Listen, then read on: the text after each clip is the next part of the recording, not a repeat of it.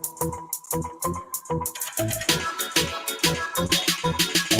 don't need Netflix, you don't need cable. Hop on YouTube, welcome to the hood table, where we chop up locally and globally, Vince vocally. You don't really wanna miss out on these conversations. Just joke a little, laugh a little, get that wine in your system, fill your glass a little, expose current events, talk trash a little. You never know, these opinions might clash a little. They addicted to the content, got them binge watching. You don't like it, then you want invited. Bet your friends watching in the house and your job parking lot before you clocking. They don't wanna miss a second of this HT content. Everybody think they got something to say, so it's an open invitation, bring it to the table. But if you come whack, just know we ain't buying in. We gon' probably turn you back and tell you sorry, try again, Yeah, welcome to the hood table.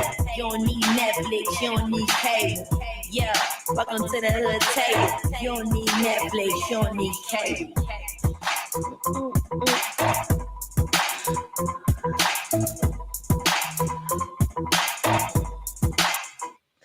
Hey, what's up, everybody? What's going on? Welcome to the Hood Table one more again. Hello to my hoodies, my subbies, my subscribers, family and friends, all of the above, and including the bushwatchers who are up in the bushes, up in the sky zone, just looking down without commenting in the chat. Thank you for tuning in. I hope everybody is having a wonderful pre-Good Friday Eve, or Good Friday Eve. Is that how you would say it? Easter weekend Eve. I hope everybody is doing well and have a lot of fun and exciting things to do with family and friends this weekend for Easter holiday. That is, of course, if you celebrate the holiday. Excuse me. I am looking forward to celebrating the holiday with my kids and my friends and whatnot. About to go to the grocery store tomorrow, hit up Walmart and a few other stores to get everything that I need to prepare for Easter Sunday dinner. So make sure you come on in, everybody. Like the video, share the video, subscribe to the Hood Table if you're not already subscribed, and also be sure to follow us on Facebook, IG, Twitter, and thehoodtable.com. But this evening, everybody, we will be reviewing Sistas, Tyler Perry's Sistas. If you guys have any comments about the show or any of the storylines, please feel free to comment in the chat your thoughts on everything that has been going on this particular episode and any other episodes in the past. Now, as we know, this is the finale, episode 22, which is actually the finale. Matter of fact, let me put that in here. Hold on one second.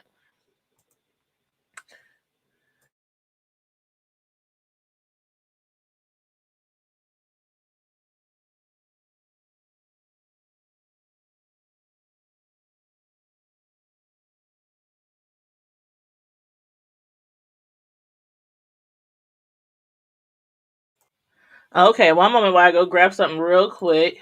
I done edited that to make it say season 2, episode 22 finale. Yeah, that would be episode 22, huh? Yes, it would. I can't believe the season is over. Some of these TV shows we be reviewing don't have nearly that many episodes. But yes, this particular show had 22 of them. So just one moment, okay?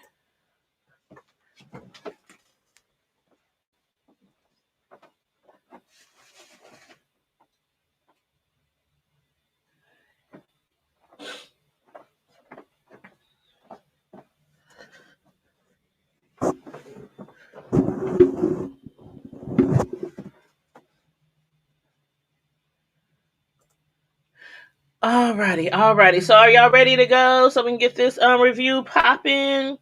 I got my notes here.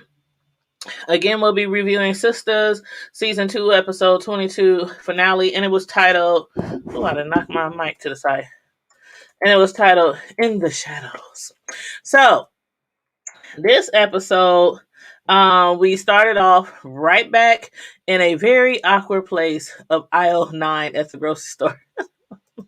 And although I don't know for real what aisle they were in, we're just going to say aisle 9, okay?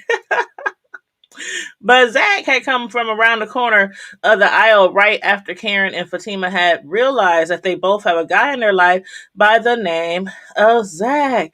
By the name of Zachary. And when Zach appeared, obviously making it known that he was with Fatima, that's when it all set in that Fatima was dating Karen's ex-boyfriend, Zach. But why the hell did Fatima want to stay right there at the end of the aisle trying to figure everything out? Like, it was already an awkward situation for them all. And then when Zach found out that Fatima had been hanging out with the girls and developing a friendship with them, he was like, why would you do something like that? Zach was not about to be playing those games, not in aisle 9 of the grocery store or the supermarket, knowing full well that it probably was about to come out, unbeknownst to Fatima, that he had slept with Karen earlier that day.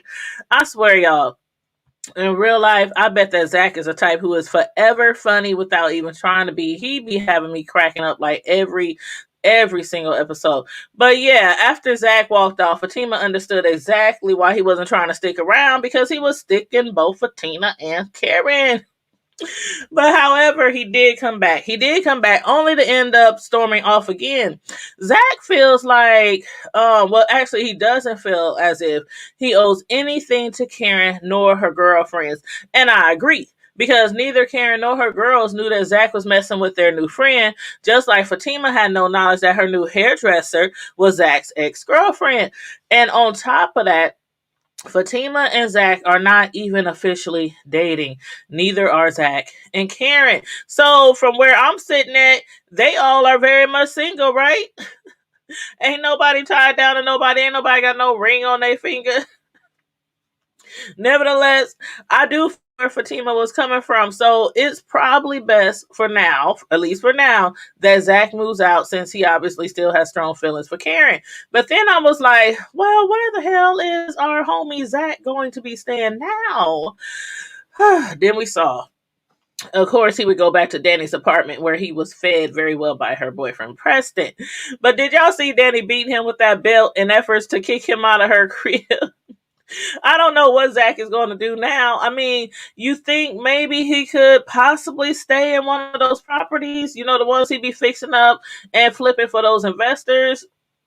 I don't know. And also, you know what I find very strange? I done had several relationships in my past lives. Just several. But Fatima and Zach been kicking it for how long now? And Fatima still didn't know the name of his ex-girlfriend. She had no idea who his ex-girlfriend was.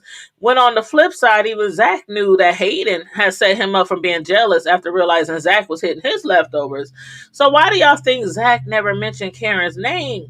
I mean, that is also something that Karen mentioned. She was like, okay, Fatima never mentioned Zach. Zach never mentioned Fatima. And also, Zach never mentioned Karen to Fatima. So again, why do y'all think that Zach never mentioned Karen's name? I don't know personally, but he sure as hell can't stay at Danny's house. Because right now, Danny has enough on her plate anyway. First, Mr. Rodeo done sprung his sister on her, and now he's about to spring his mother on her. So is Danny ready to meet Mama Rodeo, y'all? Better yet, is Mama Rodeo ready to meet our girl Danny? I really don't think so. But I think that if I was her, I'd probably be willing to meet his mother. I mean, I wasn't too impressed by his brothers. His sister seemed a little weird, but I'd be willing to meet his mother. I mean, because hell, the man, he obviously really cares about her, and he's over there paying all her bills, putting her to sleep every night, cooking for her, amongst other things. So I think the least that she can do is meet his mother, right? I don't know if she will, y'all, but if she does, let's just hope that his mother isn't some crazy hillbilly ass racist like some of their other family members. So let's just hope Danny don't have to go off upside his mama's head. But anyway, let's talk about Andy and Gary. Andy, I don't know what the heck was she doing inviting Gary to move in with her. I mean, it's bad enough that she forgave him so easily. I mean, we know he's crazy. He's jealous. He's a lunatic. He was laundering money. He was doing all kind of different crimes. He's still married to another woman. I mean, he's just trifling, just trifling. But you know how it is when a woman is in love with a man. But yeah, those two literally just made up after he done damn near suffocated her and after his wife had Andy's ass beat down by her homegirls. If it had not been for Fatima rolling up and pulling out that pistol on them, Andy might have wound up in the hospital, if not dead. And then I knew immediately. Remember when he came over and heard, I guess the doorman was calling up Andy talking about Gary Borders wants access to your apartment. Is it okay to let him in? And she was like, well, yeah, but shouldn't he have a key? His keys just didn't walk away from his hotel room. I knew that his wife had stolen his keys. Not only his keys, but also the keys to Andy's apartment. And for some reason, I feel like from the expression on Andy's face, that she knew it too. She knew that girl had his keys. It was only a matter of time before she showed up. But if she didn't know, they soon found out where them keys had went to, which was right in the hands of Gary's wife, Jasmine, who used the keys to break in on them in the middle of the night. But what I didn't expect was for her to come through with a gun. So what do y'all think? Is Gary gonna make it, y'all? And whereas we know she shot Gary, did she shoot Andy as well? I sure hope not. And if she did, I hope Gary, after being shot, will muster up enough strength to get the gun away from Jasmine to finish them off. Because, she wants to put a bullet in Andy as well. Damn shame. The things sisters go through for me.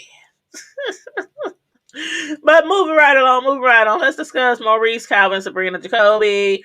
Maurice, he done busted Calvin stalking Sabrina on social media. He was like, I'm just worried about her. I just wonder how she doing. Yeah, right. You trying to figure out who she doing. but what the hell did Maurice have all over his face? Like, what was that shit? That wasn't no face mask. I don't know what that was. It was all wet and runny, looking like somebody had been skeeting all over his face, if you know what I mean. I'm just saying. Even when Calvin asked him what was that mess all over his face, Maurice started all switching his butt, talking about, it's Devin. But anywho, Calvin, even though he's been kicking it with that other chick lately, still has feelings for Sabrina. And he needs help figuring out a way to get back with Sabrina. To which Maurice said that even though him and Sabrina were moving kind of fast, Sabrina was still trying to get to know him. In other words, she was still on the fence, about if she believes that he is gay or if he's straight. Okay, he's straight. He's straight. He's straight. Okay. Even though sometimes it don't seem like it, but I think that's just that metrosexual that's, we're seeing in him. But anyway, seriously, Maurice suggested that Calvin pay Sabrina a visit and proclaim his love for her. I was like, Calvin, why are you listening to Maurice? When you know that Maurice don't always be knowing what he's talking about. And besides that, he's always getting on his very last nerves. But not as bad as Jacoby was getting on my nerves. Like, just when I thought that Gary was the only one that be turning me the hell off, Jacoby had gone from appealing to irritating as all get out. He was up there getting on my nerves, y'all. All that begging and pleading, for Sabrina to give up them draws, knowing that she didn't want to have sex with him. Or did she? Was she just playing hard to get? And I ask that because, ladies, I know that I'm not the only one who has ever told a dude, you can lay in my bed, but we ain't having sex. We just gonna lay here next to each other and cuddle all night. And then 30 minutes or less later, that man got you all hemmed up, legs up, you moaning and panting all through the damn night. Don't play like I'm the only one that's ever experienced something like before. Don't play. But now that I'm saved, I know better. I know better. I know to see the devil when he coming. I know to see the devil for what he is. See, that's what happens when you find Jesus. Oh, I'm just kidding, y'all. I'm just kidding. But back to Sabrina. who probably wishes that somebody would save her ass right now. Like, who opens the door to their apartment or their house when they have a whole butt ass naked man standing in the middle of their crib? Had it been for me, I would have never answered that door. I'd be walking around there telling Jacoby, shh, shh, shh, shh, be very, very quiet so that they don't think anybody's home. But somebody was home, all right, getting dug out all on top of that kitchen island or that countertop. Poe Calvin.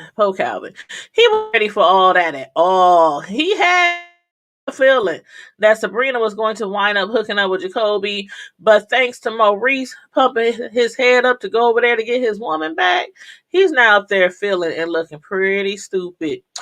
Message. Big message here, and we all know better. Before you show up, make sure you call first because you might find something that you didn't want to see. And that's exactly where Calvin stands right now. But anywho, that was the end of that episode. Season 5. We don't wait too long for season 5. Season 5, y'all. What's this? It's about to be April. Oh, it is April. It's April 1st. Then there's May. Then there's June. The next season starts on this summer on June 9th.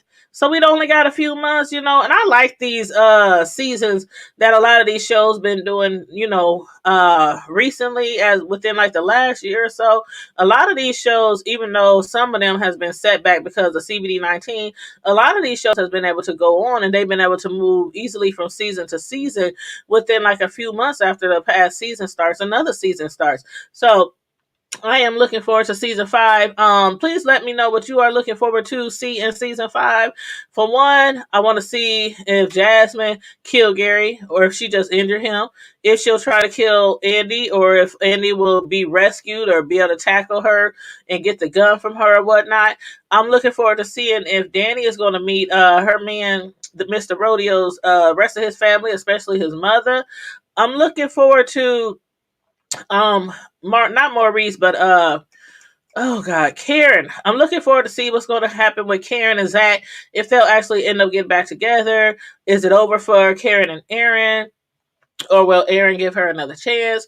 What about Fatima? Is she gonna give Zach another chance? Like, how's this gonna play out, being that all the ladies, I mean, besides the actual girlfriends, besides the actual girlfriends, how will Fatima fit in this picture now? Because keep in mind, she does work with her boss, Andy, who is one of Karen's best friends. So I'm looking forward to see how all this is going to play out and who is going to wind up with Zach. Okay, so yeah. Anyway, you guys, make sure if you haven't already, like the video, share the video, subscribe to the Hood Table if you're not already subscribed, and be sure to follow us on Facebook, IG, Twitter, and thehoodtable.com. And don't forget, tomorrow night is Friday Night Live, so we will be having our Friday Night Live at 9 p.m. I'm off tomorrow because our job recognizes Good Friday as a paid holiday. So I'm off tomorrow. I ain't getting paid for.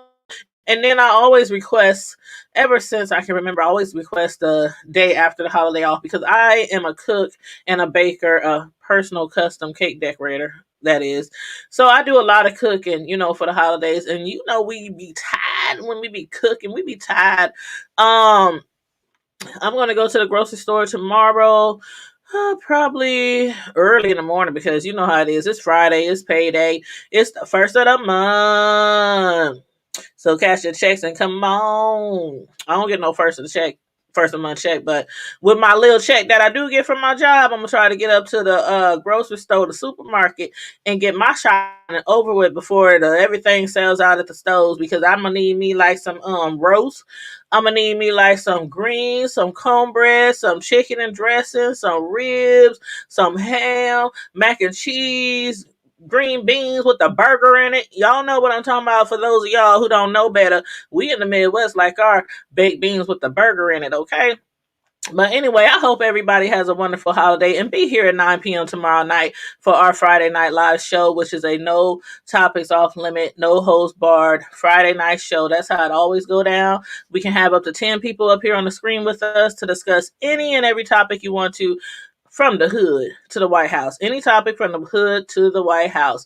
So, on that note, everybody, stay blessed, be safe, remain vigilant, and always, always, always keep it hood. Thank you, Tina. Thank you, love. Hopefully, I'll see you tomorrow night at 9 p.m. for Friday Night Live. And have a happy Easter holiday for everyone that I do not see. All right. Thank you, guys. Love you guys. Bye-bye.